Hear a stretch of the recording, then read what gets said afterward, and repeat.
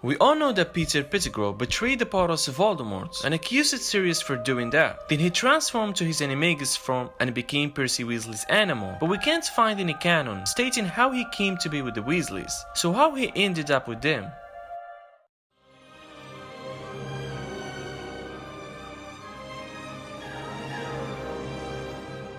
First, let's have a look again at what happened during that time. Pettigrew betrayed his friend after telling Voldemort of the location, and Voldemort murdered James and Lily Potter, but was unable to do the same to their son. Upon arriving at the Potter's house, Pettigrew deduced what happened, took Voldemort's wand and hid it in an undisclosed location. Sirius Black was the only person who knew that Pettigrew had been their sacred keeper. When he realized what Pettigrew had done, he tracked him down, hoping to avenge his friends. When he closed in on him, Pettigrew screamed that Sirius had betrayed the Potters for everyone to hear, and then killed 12 muggles by blowing up the street with a blasting curse. He then faked his own death by cutting off a finger and leaving it behind as he transformed into a rat and fled. Sirius was arrested for being a Death Eater, killing Pettigrew, 12 muggles and betraying the Potters, and was impersonating Azkaban without a trail.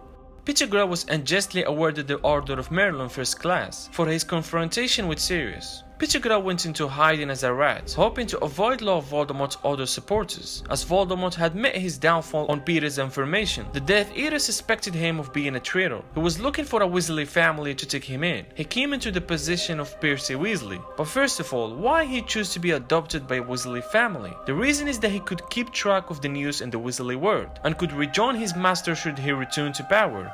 A Weasley family would have access to the Daily Prophet, or maybe even the latest happenings inside the Ministry. Why else did you find a Weasley family to take you in? Keeping an ear out for news, weren't you, Peter? Just in case your old protector regained strength and it was safe to rejoin him.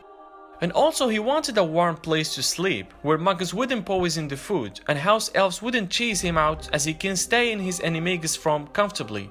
Given that the Weasley are a traditional Weasley family and poor enough that they'll take any old rat who shows up on their front door as a pet, instead of buying a new one. But how did Peter ended up in Percy's hands? Well, I'm gonna discuss all the possibilities. The first possibility is that he went to the magical menagerie, and the Weasleys just happened to buy him, rather than an owl or other magical creature that were allowed at Hogwarts. The Weasley aren't that well off. He was marked as a common rat at a low price. What Weasley family would buy a common rat as their pet? A poor family. But I don't think Scabbers would risk going to a pet shop. Owls eat rodents. A pet shop owner who finds a common garden rat isn't putting it out for sale. He's feeding it to the more strange creatures. Peter is a coward. Recall the dismissive attitude that the witch at the magical menagerie had to a rat of his type. An ordinary common or garden rat like this can be expected to live longer than 3 years or so. Now if you're looking for something a bit more hard-wearing, you might like one of these.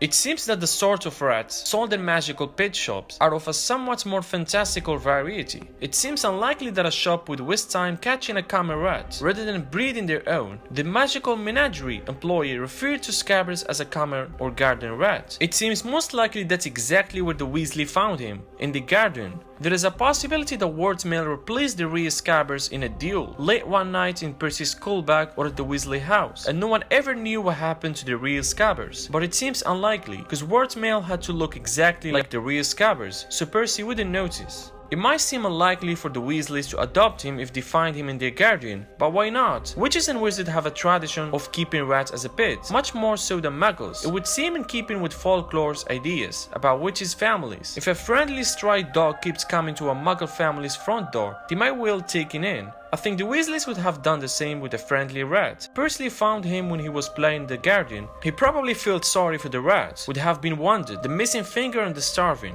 He took it home to feed and fix up. He likely kept it a secret from his parents, but might have sought help from either Bill or Charlie. By the time he asked to keep him, he was attached to the creature, and it would have been hard for Molly or Athel to say no.